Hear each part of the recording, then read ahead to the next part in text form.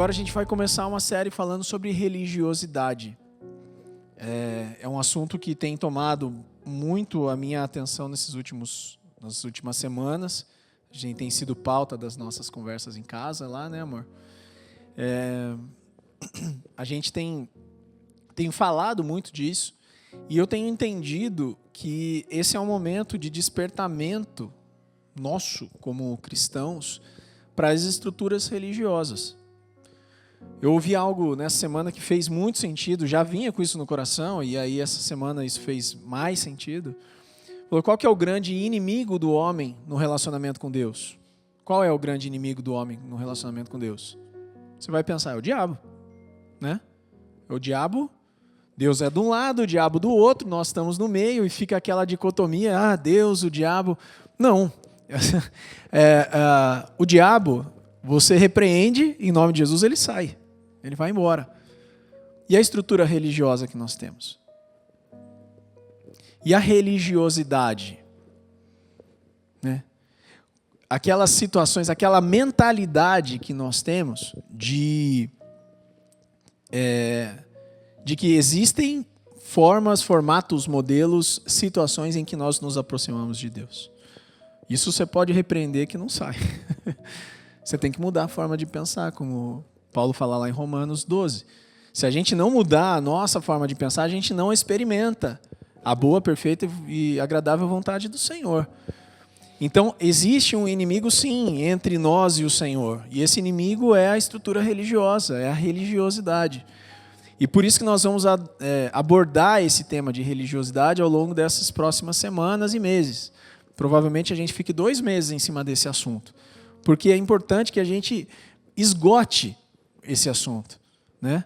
A hora que a gente acha que está bom, vamos falar mais um pouco disso aqui, para que a gente consiga entender de que a religiosidade não é o caminho que nos leva a Jesus e ao Senhor e a Deus. É isso que nós vamos abordar. Então, eu quero convidar você a abrir comigo em Filipenses 3, do 2 ao 3. Consegue colocar aí, Heitor? Eu gosto dessa interação com o Heitor. Né? Deu aí, Heitor? Aqui fala, deixa eu virar um pouquinho para cá. Melhorou? Então, vamos lá. O texto fala, cuidado com os cães, cuidado com esses que praticam o mal, cuidado com a falsa circuncisão, pois nós é que somos a circuncisão. Nós, os que servimos a Deus em espírito, nos gloriamos em Cristo Jesus e não confiamos na carne. Filipenses 3, do 2 ao 3. Cuidado com os cães.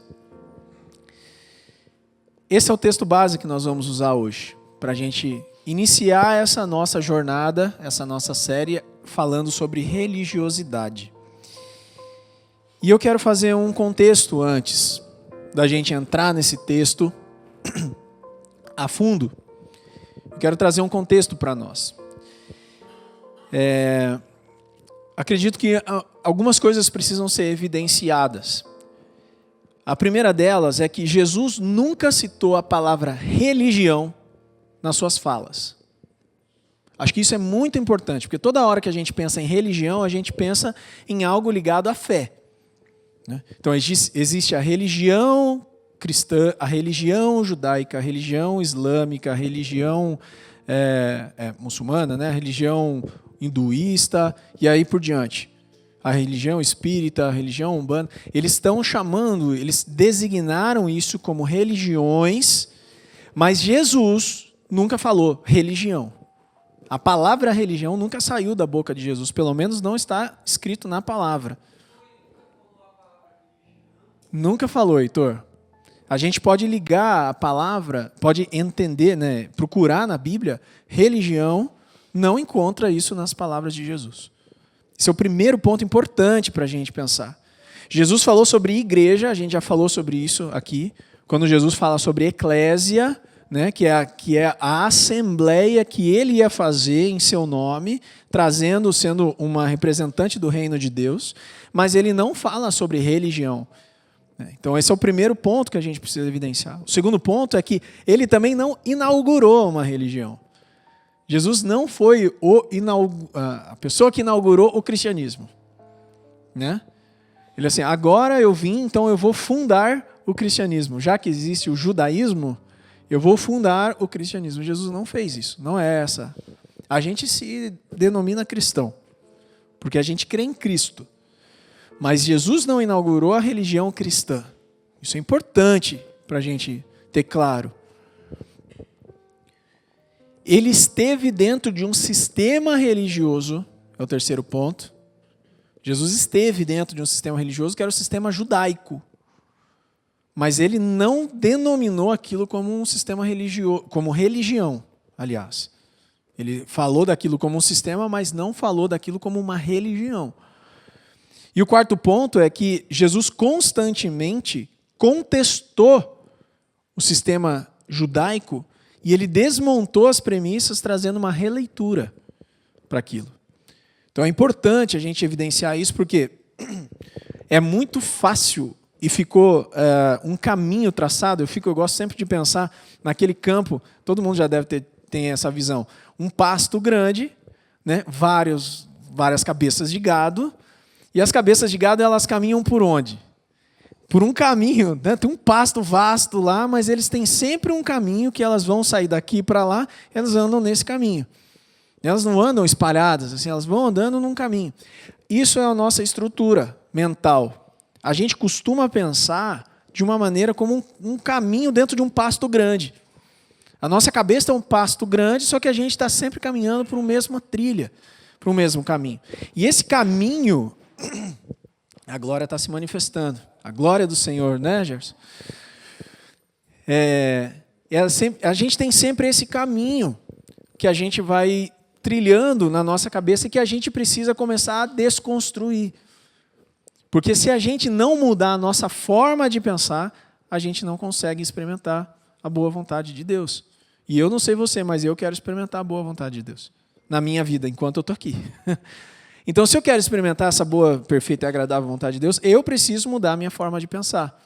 Eu preciso eu preciso deixar de enxergar o relacionamento com Deus como uma religião. Porque Jesus não falou de religião. Jesus não veio fundar uma religião e ele veio contestar um sistema religioso existente. Tá? Eu acho que um dos pontos importantes para a gente continuar é a gente pensar, eu gosto de caminhar dessa maneira, né? Eu falo isso, que eu gosto de ficar fazendo pergunta e buscar resposta. Vamos pensar o que significa a palavra religião. Não sei se você já parou para pensar. A palavra religião. E eu fui pesquisar isso, e tem duas hipóteses, tá? Onde uma delas é mais adotada. A primeira hipótese é que isso veio com Cícero em 106 anos antes de Cristo, que sugeria a palavra relegere, né, que era reler, ou reconsiderar, ou observar cuidadosamente. Então, religião, relegere, eles colocaram isso como uma hipótese. Tá? Mas a hipótese mais adotada é a hipótese de Lactâncio, que era um escritor cristão que defendia que a palavra religião vinha de religare, né? Que é uma palavra que significa ligar novamente, né? Ou no sentido de ligar o ser humano ao divino. E Lactâncio era do 3º século depois de Cristo. Então, ao que tudo indica, a palavra religião veio de religare, né? Vamos pensar de que isso faz sentido. Não vou dizer para você que é um ou que é outro, não sei, porque não tenho embasamento para dizer o que é um ou que é outro. Mas vamos pensar nessa segunda teoria, porque essa segunda teoria, inclusive, onde eu pesquisei, dizem que é provavelmente a origem da palavra religião. Mas religare é uma forma de religar ao Senhor. Então, se eu tenho formatos, modelos, coisas que eu faço, que eu consigo me religar a Deus, eu parto do princípio que eu estou separado de Deus e que eu preciso ter algo para me religar ao Senhor, a Deus como Criador. Então, se eu crio modelos, ou eu crio regras, eu crio doutrinas, para que eu, exercendo ou obedecendo essas doutrinas, eu me religo ao Senhor, então eu estou respeitando uma religião. Eu estou seguindo uma religião. E olha para as estruturas religiosas que nós temos hoje. Se não é exatamente isso. As estruturas religiosas dizem, se você vier aqui na minha religião e fazer isso que a gente está fazendo, você se religa com o Senhor, com Deus. Não é nem com o Senhor, porque às vezes eles não têm Deus como Senhor, mas só tem com Deus como Deus. Que há uma diferença também aí. Mas se você respeita as premissas da minha religião, você se religa com Deus, com o divino. E você tem uma relação com o divino partindo de premissas, de obediência de regras. E qual que, assim, eu também vi que na Roma Antiga, a palavra religio era usada, né, no latim clássico, com sentido ao respeito aos deuses, a um dever moral, a rituais e a obrigações sagradas. Então, eles chamavam, lá em Roma, a gente precisa lembrar que o povo de Israel estava sendo dominado por Roma. Então, existia uma influência cultural romana muito forte. Eu nunca estive em Roma, mas quem esteve fala que você anda pelas ruas e você vê monumentos de deuses, né? Era um povo pagão, um povo politeísta, com muitos deuses, né? E a religio era uma palavra usada em latim que dizia respeito a esses deuses, a esse dever moral e rituais que nós precisaríamos fazer para se ligar aos deuses. Era religio. Então, faz sentido entender que a palavra religião, quando o cristianismo chegou em Roma, foi adotado como mais uma forma de você se ligar aos deuses, ou ao Deus do cristianismo. Então, o que eu queria evidenciar é que a religião ela passou a ser um sistema organizado de crenças e práticas e doutrinas. E o que Jesus veio trazer não foi isso. Isso que eu quero deixar claro. O que Jesus veio trazer não foi um sistema organizado de crenças, de práticas e doutrinas. Jesus veio trazer um novo e vivo caminho. Uma situação pessoal com Deus. Um caminho onde eu tenho uma intimidade. Eu sou muito amigo do Val, mas não existem regras na nossa relação. Existe liberdade na nossa relação. Se a gente começa a colocar regras, Val, nós precisamos nos ligar todo dia. Tá? Já começa a complicar, né? A gente precisa tomar um café 3 vezes por semana, tá? Para poder, né, atualizar a nossa amizade. Afinal dos contos, nós somos muito amigos, então a gente precisa fazer isso. Uma vez por mês a gente precisa trocar presentes, tá? Assim, eu dou alguma coisa assim de gratidão para você pela sua amizade, você dá para mim. Então, você imagina? Não, chega numa altura, isso daqui já não tem mais naturalidade nenhuma. Não tem mais nem prazer nessa relação. Porque sumiu a espontaneidade, sumiu a naturalidade, sumiu a intimidade. Porque a gente ficou ligado a regras, ao dever.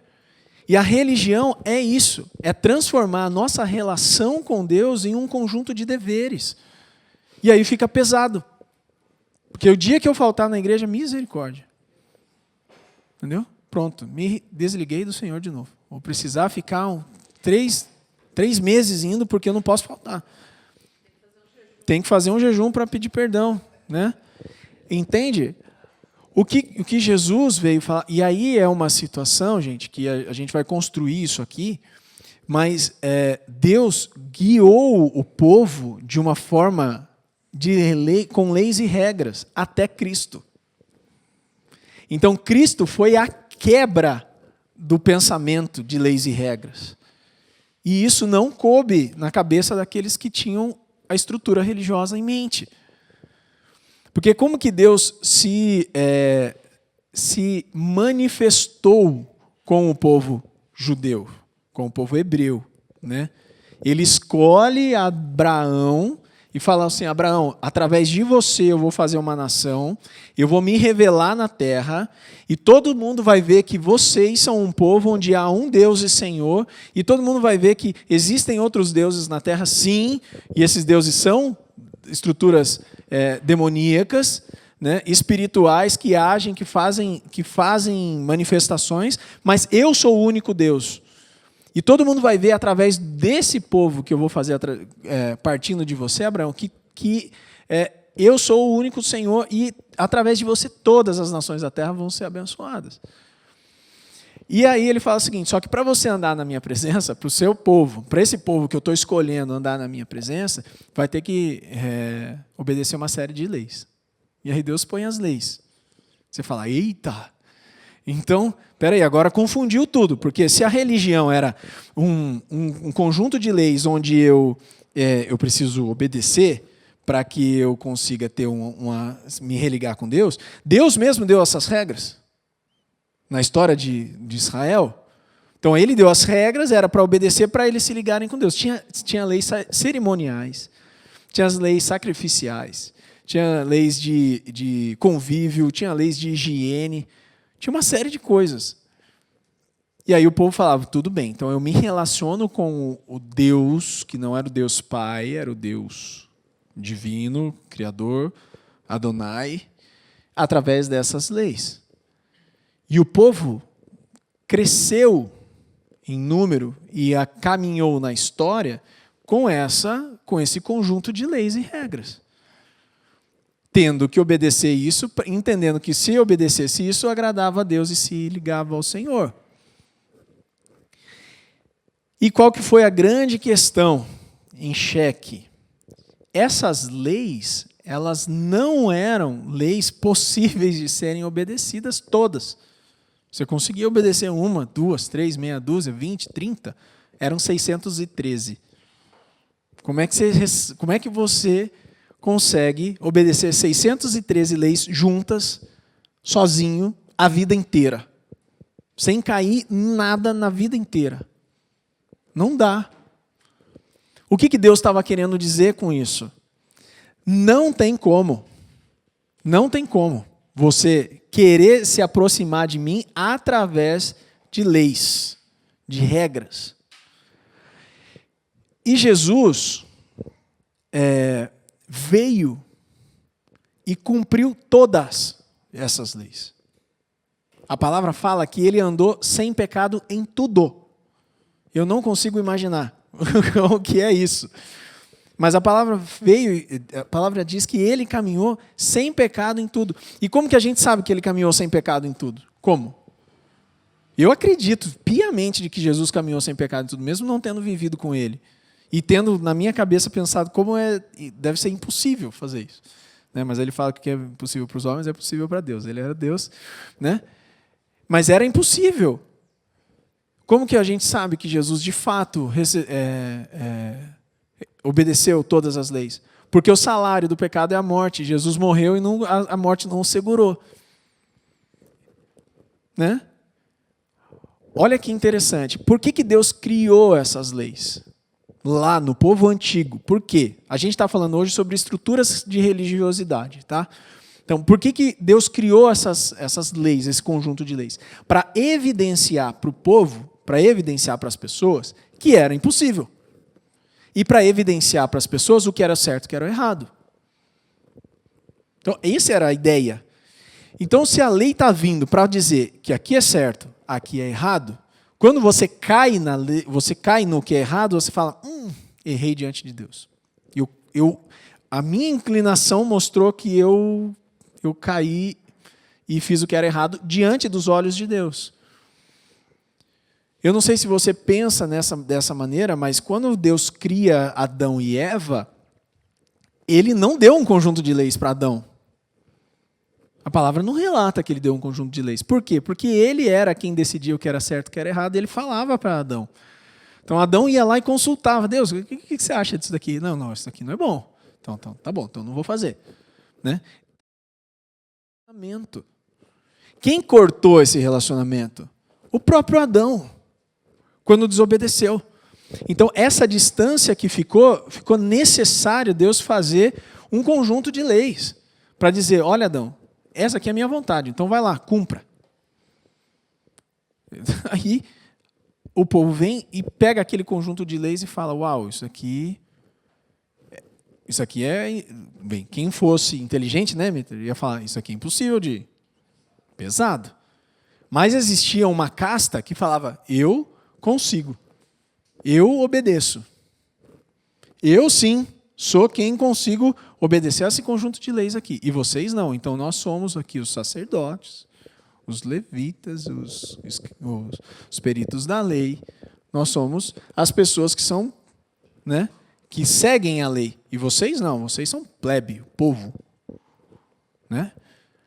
E aí começa aquela situação onde existe um grupo de pessoas que acha que consegue, que achava que conseguia, e outro grupo que falava, cara, a gente nunca vai conseguir mesmo, então a gente nunca vai ser aceito por Deus. Ou a gente precisa daqueles caras que aqueles são santos para a gente se ligar a Deus. Errado. Errado.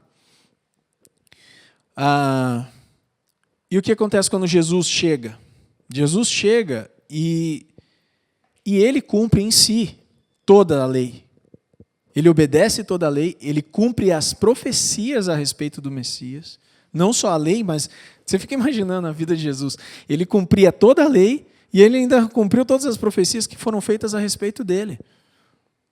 E aí a gente sabe que ele cumpriu porque se a lei veio para evidenciar o que era pecado e o salário do pecado é a morte, a gente podia ter vivido a vida inteira respeitando todas as leis. Uma vez que a gente caísse, a gente estaria em pecado e aquilo já nos fazia digno da morte. Então, por que a gente morre e a gente fica na morte? Porque a gente é pecador. E o salário do pecado é a morte. Mas Jesus morreu e a morte não o reteve. Ou seja, a morte não tinha poder sobre ele. Tipo sabonete, quando você vai pegar assim, escapa. Né? É a mesma coisa. Então, esse sistema religioso do qual os judeus caminharam até Jesus, e Jesus veio trazendo uma nova leitura do relacionamento com Deus, houve um problema muito grande na cabeça dos judeus, que até hoje eles não conseguiram resolver. Porque na cabeça de muitos é a lei que vale. Eles não entendem e não aceitam Jesus como sendo o Senhor e Redentor das nossas vidas. Nossa, entrou um mosquito no meu olho. É isso. Então, qual que é o grande perigo que eu queria evidenciar aqui? Qual que é o grande perigo da gente entender religião a partir do conceito de religar? Qual que é o grande perigo? É que a gente começa a substituir a fé em Cristo por um conjunto de leis e normas e ritos e rituais. Esse é o grande perigo. Então, se a forma como eu me achego a Deus, ele está ligado a coisas que eu faço, a lugares que eu vou, aí eu estou apto a me ligar a Deus, ou seja, eu sigo uma religião, por mais que essa religião seja cristã, né, dita cristã, mas ela impõe coisas para mim. Então, se eu ponho a minha fé nessas situações, nos lugares que eu vou e nas coisas que eu faço, o que Paulo vem falar é que Cristo morreu em vão. Então, assim, não valeu nem a pena Jesus ter morrido, porque ele não precisava morrer, era só criar um formato, e você seguia o formato e se ligava a Deus. O que Jesus vem e fala assim, eu sou o caminho, a verdade e a vida, ninguém vem ao Pai senão por mim. Né? Então, não tem como a gente se achegar a Deus senão por Jesus. Agora, se eu substituo esse caminho que se chama Jesus por um caminho de conjunto de leis, regras, ritos, doutrinas e rituais, então Jesus já não é necessário, eu sigo isso. E posso dizer, tem muita gente dentro de igreja católica, evangélica, se dizendo cristão e seguindo esse tipo de mentalidade. Entendendo que o que liga ela ao Senhor é o conjunto de leis que ela tem que obedecer. Mesmo estando lá louvando, levantando a mão e falando, Senhor, Jesus, você é o caminho. Eu falo com a boca, mas o meu coração está longe. É o que Deus fala. Esse povo me honra com os lábios, mas o coração está longe de mim. Por quê? E olha se não era isso que acontecia. O povo cantava para Deus, falava de Deus, mas na hora de se relacionar com Ele, não. Eu me relaciono com Ele, eu preciso fazer isso. Eu preciso seguir algumas coisas.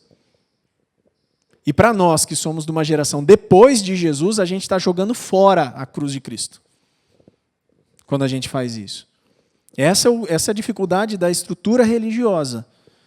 Esse é o perigo da estrutura religiosa. Então eu quero caminhar aqui e falar um pouco sobre ritos e rituais. O que é um rito e o que é um ritual? Um rito é um ato simbólico isolado, né? Por exemplo, um rito dentro de um culto, nós estamos num culto evangélico, né? Aqui. Nós já vamos falar sobre isso. Nós estamos dentro de um culto. O que é um rito? Louvor é um rito. O momento das contribuições é um rito. O momento da palavra, como eu estou agora, é um rito. A oração final é um rito. E a gente juntou vários ritos, juntamos todos, isso virou um ritual. O culto é um ritual, né? Então, o que eu queria deixar claro é que ritos e rituais é assim, o sistema religioso é formado de ritos e rituais, mas nem todos os ritos e rituais são um sistema religioso, tá? Então, por exemplo, num casamento, o que é um rito num casamento? A entrada dos padrinhos é um rito, a entrada das alianças é um rito, a entrada da noiva é um rito, né? A bênção do pastor, do padre, seja lá quem está abençoando, é um rito, né? E o conjunto desses ritos torna um ritual, e esse ritual se chama casamento. E está tudo bem. É um ritual. É algo do qual a gente presencia. E existem ritos e rituais dentro de todas as crenças para com Deus. Então, existem ritos e rituais dentro da Igreja Católica, leitura, salmo que é lido, aclamação do Evangelho, homilia e tudo mais, né? Então, são ritos que juntos tornam um ritual e aí a gente faz uma missa, um culto, seja o que for. Qual que é a grande questão? Há um problema em rituais?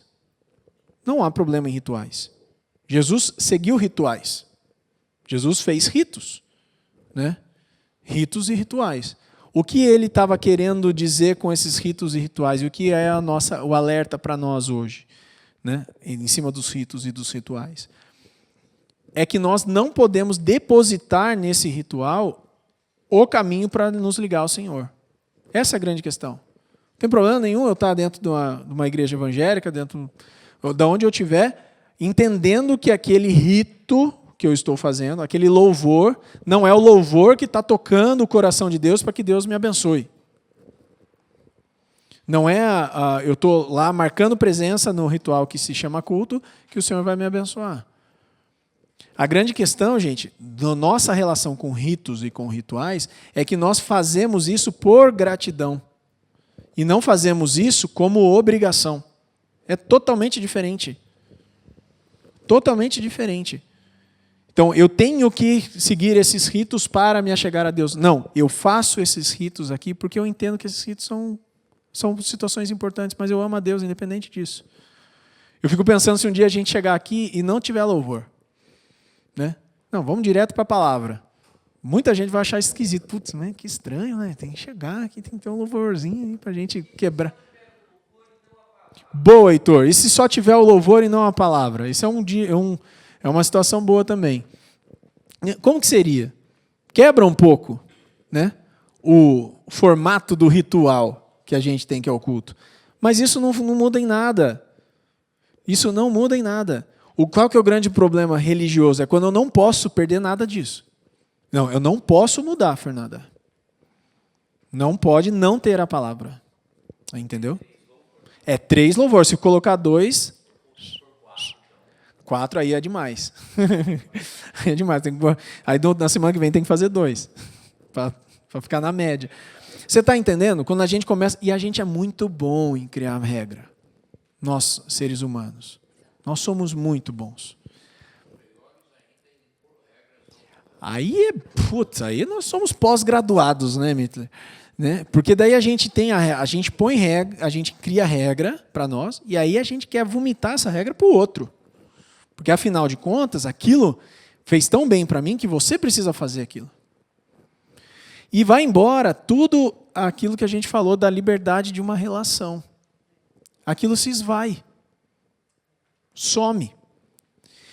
Então, eu quero caminhar para que a gente discorra a respeito. Eu fiz esse prelúdio aqui, essa introdução, porque a gente está entrando nesse tema, mas tudo que vai pautar agora as nossas reflexões aos domingos de manhã vai estar ligado a isso.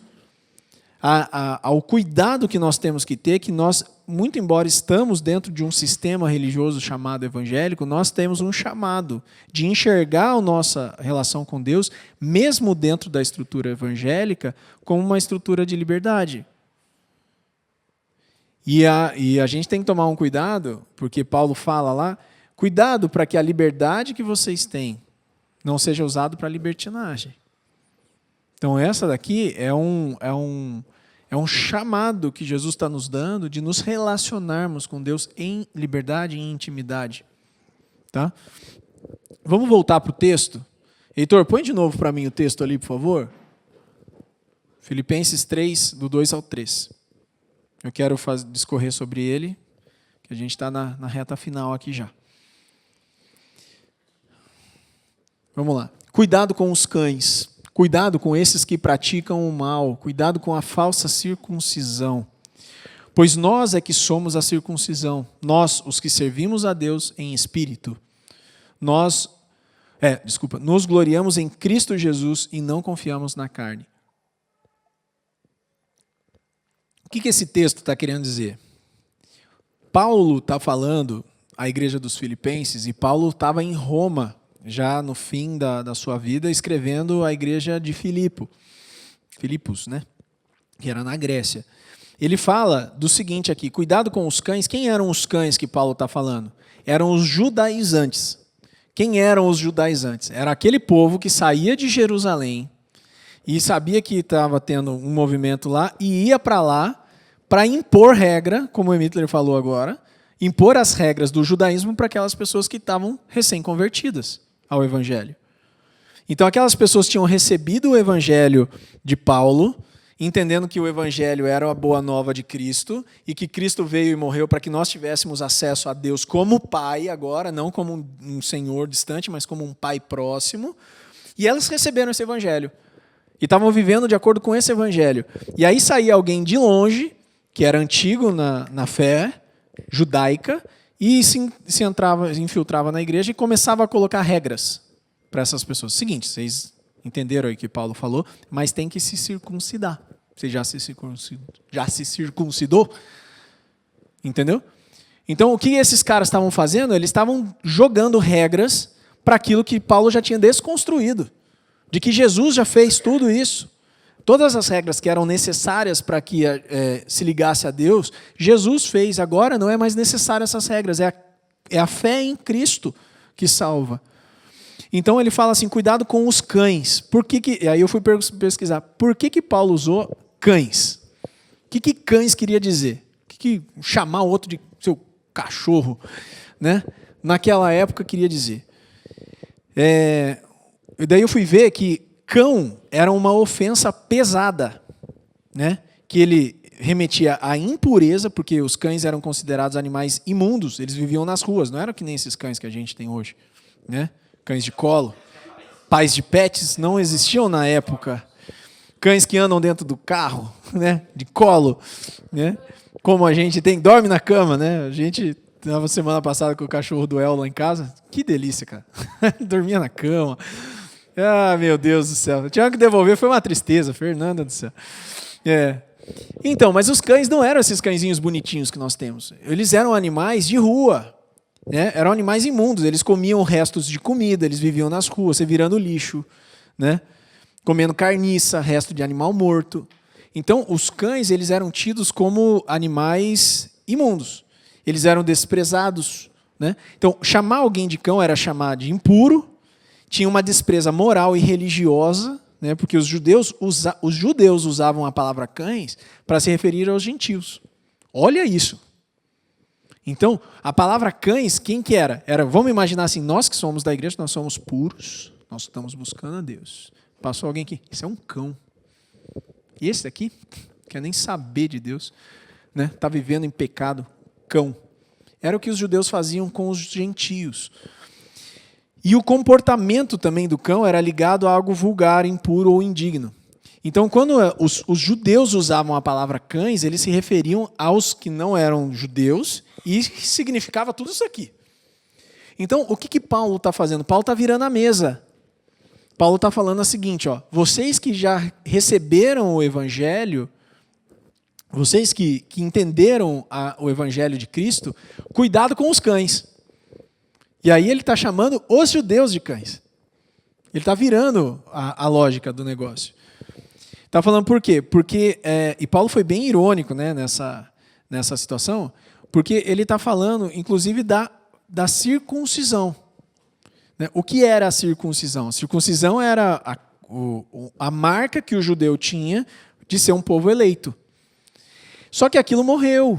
Então, o segundo ponto que eu queria trazer aqui é cuidado com os cães, cuidado com a falsa circuncisão. Né? Por quê? Porque depois de Cristo, a circuncisão já não queria dizer mais nada. Não fazia mais diferença ser circuncidado ou não ser circuncidado. Né? Porque a circuncisão, Paulo vem falar lá em Romanos 2:28, ó, não é judeu quem é apenas exteriormente, e nem é circuncisão quem é meramente exterior ou física. Não, judeu é quem é interiormente. Circuncisão é a do coração, pelo Espírito, e pela lei, não pela lei escrita. Olha que interessante, Paulo falou o seguinte, ó, não é circuncisão quem é judeu mais. Circuncisão, circuncidado, é quem é circuncidado no coração. Então falou assim, vocês que já receberam a palavra de Cristo, se considerem circuncidados. Não tenham mais que se circuncidar fisicamente, entendendo que essa circuncisão física é o que vai te fazer ficar mais próximo de Deus. Então, cuidado com os cães. Cuidado com as pessoas que colocam isso. Então agora vamos contextualizar para os dias de hoje. Eu quero falar para cada um de nós, cuidado com aqueles que impõem regras para que você se achegue a Deus. Você já recebeu a palavra de vida. Você já entendeu a proposta do Evangelho. Cuidado com aqueles judaizantes de hoje.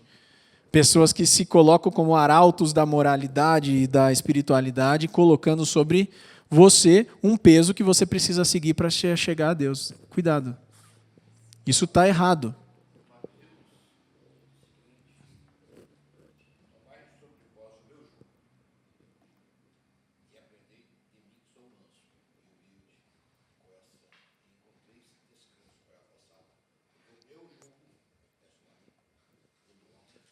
É pesado. Nossa, muito bom, Emittler. Tudo a ver. Tudo a ver. É o jugo humano vindo da religião que é pesado. O jugo do Senhor é leve. Ele não tem mais isso. O que a gente precisa? A gente precisa se achegar a Deus. E eu queria concluir, porque a gente está já no fim do horário. Cuidado para que nós, depois de tenhamos já recebido o Evangelho puro, vindo de Jesus, puro, do jeito que ele é, não precisa mais respeitar nenhum tipo de lei com o entendimento de que é essa lei que me achega ao Senhor. Isso quer dizer que eu não tenho que mais orar? Não é isso que a palavra quer dizer. A palavra fala que você não precisa mais orar, entendendo que esse é um dever seu para se achegar a Deus. Agora a oração ela parte de um coração grato. E se não partir de um coração grato, não faça. Eu não preciso mais, então, dar 10% do meu dinheiro para a igreja. Não, se você entender que os 10% é uma obrigação sua. Não dê. Porque Paulo vem falar, aquele que contribua está inclusive no nosso envelope, esse versículo. Faça isso de todo o coração. Porque se você não fizer de coração, nem traga. Se você for orar como uma situação de obrigação, nem ore. Se você for jejuar como um ato de barganha com Deus, o senhor está vendo, eu estou ficando 1 mês sem celular, isso daqui é um peso para mim, o senhor não tem noção, mas eu estou fazendo isso para o senhor me abençoar. Não faça. Você está entendendo? Isso não anula as questões, os ritos que a gente pode fazer na nossa relação. Por isso que a gente falou agora de disciplinas espirituais. Isso não anula as disciplinas. Mas ela desmonta a lógica da disciplina no sentido de barganha. Não é troca. Então, eu queria terminar dizendo, cuidado com os cães. Cuidado com as palavras, a mentalidade que vai nos trazer escravidão de novo. Porque isso não é o caminho que Jesus planejou para nós no relacionamento com Deus. É um caminho de liberdade. Lembre desse exemplo que eu falei da amizade ali com o Val. É um exemplo de liberdade. É um caminho de liberdade. Se a gente não tem um caminho de liberdade com o Senhor, é melhor que a gente não tenha nenhum outro.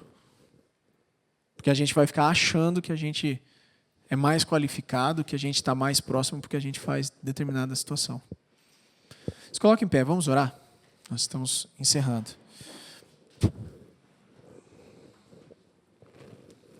Vamos orar por esse tempo. Senhor Deus, nosso Pai, nós expomos, Pai, diante de Ti os nossos corações, as nossas mentes, o nosso entendimento. Nós declaramos, Pai, diante do Senhor que nós queremos experimentar a Sua vontade aqui em vida. Porque a Tua palavra assegura que a Tua vontade é boa, é agradável e perfeita. Mas também fala que para nós experimentarmos a Tua vontade, nós precisamos colocar em xeque as nossas estruturas. E eu quero pedir agora, Pai, para que todos nós tenhamos de uma forma evidente dentro de nós aqui, quais são as estruturas religiosas que nós temos. Coisas que nós ouvimos dentro dos ambientes eclesiásticos, das igrejas, de pessoas que nós tivemos como autoridades espirituais e que trouxeram para nós engano. Trouxeram para nós estruturas mentais que nos induziram e nos conduziram ao erro. Eu coloco isso em xeque, Pai, dentro de cada um de nós, para que nós coloquemos isso e submetamos isso à Tua palavra. Para que nós entendamos, Pai, que é diante do Senhor, num novo e vivo caminho aberto pelo sacrifício do Teu Santo Filho Jesus Cristo, é que nós temos esse acesso ao Senhor como Pai. O Senhor deixou de ser aquele Deus longe para se tornar um Pai próximo. E nós podemos usufruir disso hoje, Pai. Te agradecemos porque estamos vivendo nessa geração, depois de Jesus, e podemos ter esse entendimento. Talvez a geração que viveu antes do Senhor não tinha esse entendimento, Pai. Mas o Senhor esclareceu isso para nós. Obrigado pelo Teu Evangelho, que é luz para os nossos caminhos, é lâmpada para os nossos pés. Esclarece, Pai, as nossas situações mais profundas dentro de nós. E a minha oração, a nossa oração nessa manhã, é que o Senhor desmonte as estruturas religiosas dentro de nós. Desmonta, Pai. Nós queremos viver um relacionamento de liberdade, de amor, de intimidade com o Senhor. Conserta os nossos caminhos também. É o que nós oramos a Ti. Ser com cada um de nós, visita-nos, Pai, com o Teu Santo Espírito durante a semana, que tenhamos essa percepção e essa sensibilidade do Senhor. No nome do Teu Filho Jesus. Amém. Amém.